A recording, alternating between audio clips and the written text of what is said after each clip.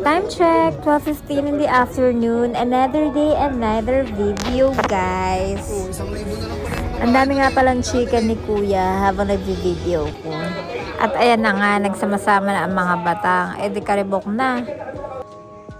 Kamusta daw sa Amamor?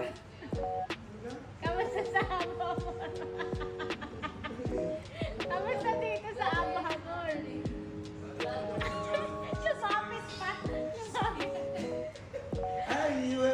You know what? We're living in one place in the Philippines. That's why our voice is on the same.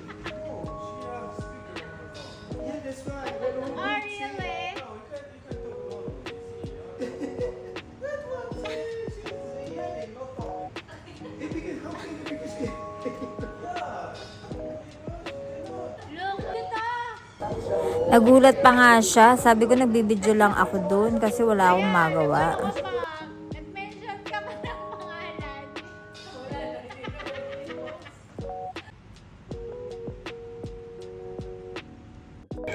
Ako naman, get back to work. Habang sila seryoso.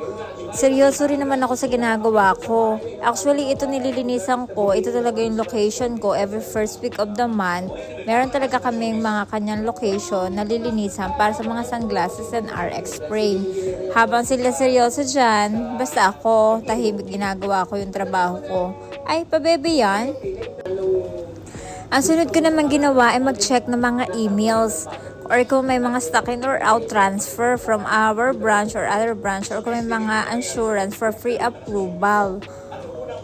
Just only for checking so will not cause for a delay. Mabait nga ni.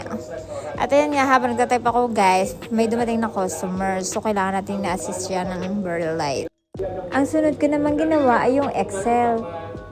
Sinamarize ko lang yung mga cases kung saan mga nakalagay para yung mga kasamahan ko hindi nahihirapan maghanap ng mga cases.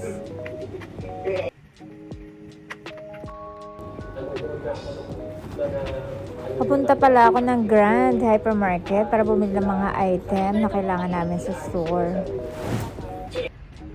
Kailangan ka magpandong. Ang payong. Inutusan kasi ako ni Doc siya, kailangan ko daw bumili ng sabon tsaka ng glass cleaner. Ayan nga po, inisa-isa ko ng mga bibilhin ko. Glass cleaner, sabon. At ayan na nga, magbabayad muna ako para matapos yung video na to.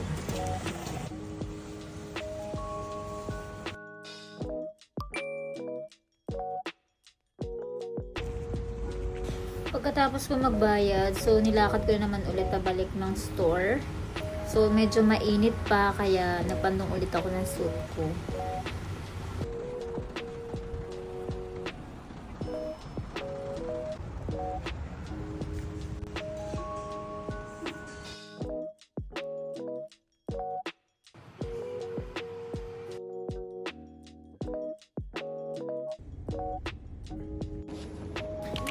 Pagkatapos ko nga pala umuwi, dumiretso na kami ni Kalin sa Lulu at naghulog ako ng bote para sa Sparklo.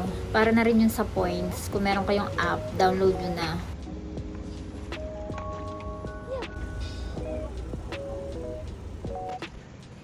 Kaya naman kung sino may mga bote dyan na plastic, itapon nyo na rin dyan para makasave tayo sa earth. Sama nyo na rin yung mga plastic na tao para mabawasan yung mga plastic sa mundo.